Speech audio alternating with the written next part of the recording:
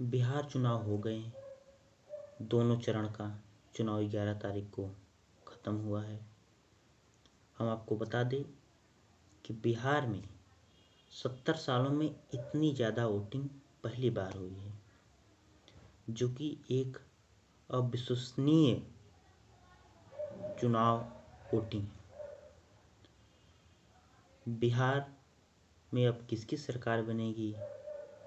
नीतीश जी की ही सरकार रहती है या फिर तेजस्वी यादव की सरकार आती है या जन स्वराज पार्टी प्रशांत किशोर की सरकार आती है? अब ये तो 14 तारीख को ही पता चलेगा।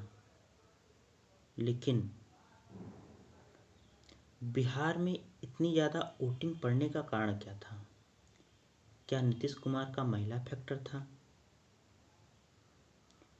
या फिर युवा छठ पूजा में दूसरे राज्यों से बिहार में आए हैं, उसके कारण जोरदार वोटिंग पड़ी है नीतीश सरकार को हटाने की या एनडीए सरकार को हटाने के लिए? या तीसरा फैक्टर जैसे कि जन स्वराज पार्टी का पुरजोर कोशिश युवाओं के लिए, क्या यह मुद्दा है? अब यह तो सभी मुद्दे 14 को ही पता चलेंगे कि किसकी सरकार बनती है। या फिर तेजस्वी यादव, वैसे भी कांग्रेस पार्टी की उस तरीके से छवि रही नहीं कि उसके कारण लोगों ने इतने बढ़ चढ़ कर वोट दिया या सरकार दूसरी सरकार लाने के लिए। लेकिन जिसकी भी सरकार आए, हमारा यह कहना है कि बिहार को आगे बढ़ाएं, बेरोजगारी ख़त्म करें, औद्योगिकरण करें और गरीबी दूर करें, स्वास्थ्य व्यवस्था ठीक करें। ये सब अगर ठीक किया जाए तो बिहार में जिसकी भी सरकार हो वो फिर दोबारा सरकार बनाएगी। वैसे भी हम अपनी राजधानी दिल्ली की बात करते हैं, जिसमें अभी अभी 10 तारीख को बम ब्लास्ट हुआ है, जो एक हृदय विदारक घटना हुई है, जो दिल को निचोड़ने वाली आतंकवादी घटना हुई है, जो कि जिसमें 12 लोग मरे हैं, हत्या हो गई है और 30 लोग घायल हो गए हैं। वैसे भी सरकार उन लोगों को, मृतक के परिवारों को 10-10 लाख रुपए और जो घायल हुए हैं उन्हें 2-2 लाख रुपए देने का आश्वासन दिया है। लेकिन ये कब तक?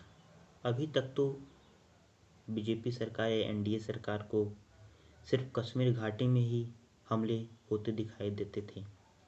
लेकिन अब भारत की राजधानी दिल्ली में क्या हमारे देश के खुफिया विभाग इतने कमज़ोर हो गए हैं कि देश की राजधानी में भी बम ब्लास्ट कर दे रहे हैं आतंकवादी? लेकिन इस घटना को रोकना चाहिए। सरकार को एक ठोस कदम उठाना चाहिए। देश के बाहरी दुश्मन को तो सेना झेल लेगी, लेकिन देश में बैठे दुश्मन को लोग कैसे झेल पाएंगे? अब हमारे बगल में ही कौन क्या कर रहा है, कैसा बैठा है, कैसे पता कर लेंगे? इसमें देश को जाति धर्म से ऊपर उठकर सभी पार्टियों को सोचना पड़ेगा और इसे पूरी जोर से भारत से, जैसे नक्सलवाद को पूरी जोर से जड़ से ख़त्म करने का संकल्प लिया है, उसी तरीके से भारत में भी आतंकवाद को पूरी जोर से हर एक राज्य को आतंकवाद मुक्त कर देना है। भारत के किसी भी सरकार को यह संकल्प लेना चाहिए। कोई यह मुद्दा उठाता ही नहीं। बीजेपी सरकार उठाती है राष्ट्रवाद, पर फिर भी उसे और ज़ोरों से और पार्टियों को भी पूरी ज़ोरों से इस आतंकवाद को दूर करना है।